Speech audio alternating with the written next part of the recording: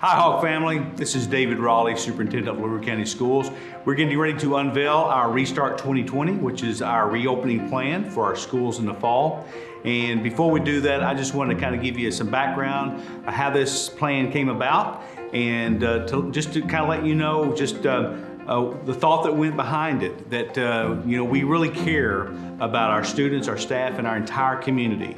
So that was the first goal in mind. Secondly, we wanted to educate all students. So when I say educate all students, I mean we wanted to have platforms that all of our kids could learn, whether parents felt comfortable with kids coming back to in-person instruction, or if parents want to continue to keep their children at home a little bit longer until this thing ran out. So again, we wanted to preserve the health of our students, staff, and community, and we want to educate all students. So one of the things you're going to notice in our plan is that safety and taking precautions is kind of a common thread throughout. All right, and so the other thing that I'm really excited about is we had lots of stakeholders that took part in creating this plan, and I'm very excited that you're going to be able to hear each of those folks explain to you their part in this plan. Thank you for everything you've done. Thank you for your continued support. This year's going to be different, but it's going to be special and it's going to be ours.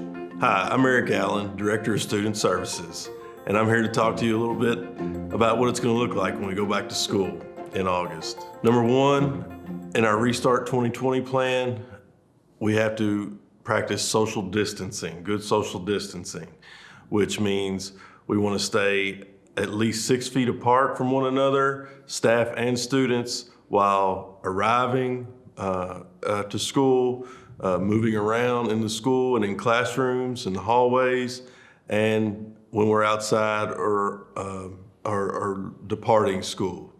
Now, social distancing, as you may guess or know, is not going to be possible on school buses. So masks will be required to students and monitors and drivers will be required to wear mask coverings on the school buses.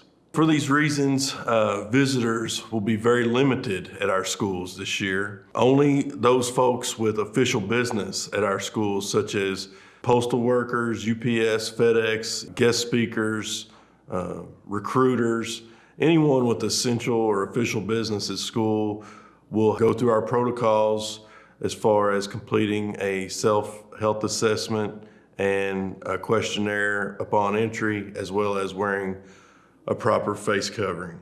Parents that are checking their student in or checking out, or with any other reasons for being at school, or any other visitors with non-essential business at school will have to meet a member of the office staff outside the front entrance of the building and take care of any necessary business outdoors. I mentioned the cloth face coverings are a requirement for buses and at school when students are practicing social distancing.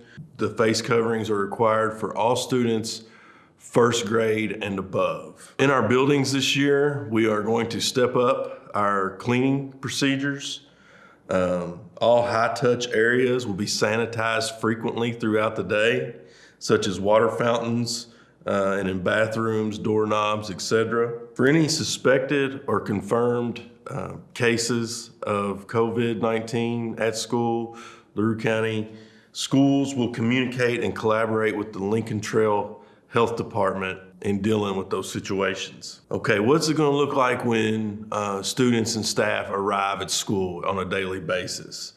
Students and staff will be temperature screened every day. Any student and staff member with a temperature of 100.4 degrees or greater will not be allowed to interact with others. Okay, for athletics and other activities such as marching band, students and personnel participating in such activities will have to adhere to the most recent updated version of our LaRue County Schools Restart 2020 plan and the guidelines put forth to us by the Kentucky High School Athletic Association or the KMEA for band and musical activities will be a part of that plan, and those students and coaches and staff will have to adhere to those policies. Hi, my name is Stephanie Atley.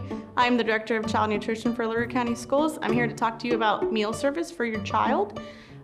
In-person students will be getting meals in alternate locations such as the gymnasium, cafeteria, or their classroom.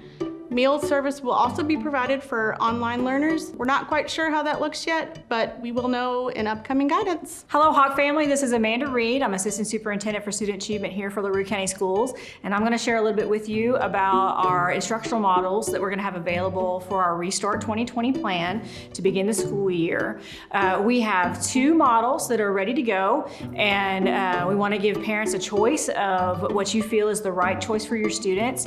We believe that in-person is best, but we do understand that there are times and situations where that may not be the right choice, and so we want to make sure that you're aware that we have resources available for you with whichever choice you feel is best for your child. So remote learning is an option that we have filmed a few videos on, and if you have not seen those and you're thinking about remote learning, then you want to check our Facebook feed and you'll find those videos with a lot more detail. But in general, if you feel like being at home 100% is the best option for you right now, we do have a remote option where students can be fully at home. We will have staff assigned to work with students, and we will use a platform that already has content built in it, and then our teachers will spend their time supporting your children in learning and working with you in partnership in that. And please check those videos out if you're interested and see if that is really what you want to do. For in-person learning, we are going to have 2 different options that are happening depending on the age of our students. Our middle school and our 2 elementary schools are going to be running their in-person program daily. So students will be coming to school all 5 days. Depending on how many students are staying home for remote learning, that means those numbers are going to be a little bit larger. At the high school level, we're going to be rotating students in 2 groups. So there's going to be a blue group and there'll be a white group, and they will come every other day. So that means roughly half of our students will be coming to the high school every day. If a student chooses the remote learning option, then we do need to be ready to stick with that option for a 9-week grading period. And then if you want to make a change, then you could come back possibly. Same thing with in-person. If you go in person, then we'd like to ask you to stay with that plan. For in-person learning, like I said earlier, we have elementary, middle coming daily. The numbers will be a little larger. Our rules on masks, we are required to wear masks. The classroom instruction rules for masks are that when students can be spaced 6 feet apart and no one is moving around the room, then they would be able to remove their mask. And it's just going to depend on what the numbers look like on how frequently that's going to happen. We do want to try to work in some opportunities for breaks, but I think you should plan as a parent, if your child is coming for elementary or middle school, it's going to be more likely that they're going to need to be prepared to wear that mask for most of their instructional day, because we anticipate larger numbers because we're bringing everyone in.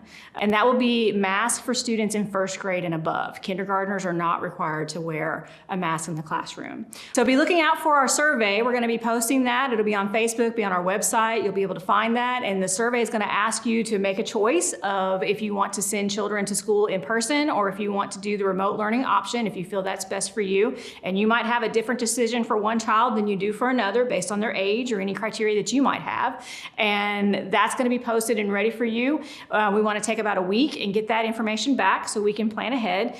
We ask that you fill that out separately for each child. When you get to the end for your first child, then you hit submit and it'll ask you if you have additional children, and you can go back in and do that again for the next child. And so we are so ready to have you back and your kids, and we love our kids and we've missed them so much, and it's just exciting to think about seeing kids again and working with them either online or in person. We welcome that and we're ready for that, and we're so excited for our school year to get started again. It may be a different school year than what we were used to in the past, but it's still going to be a great day to be a Hawk.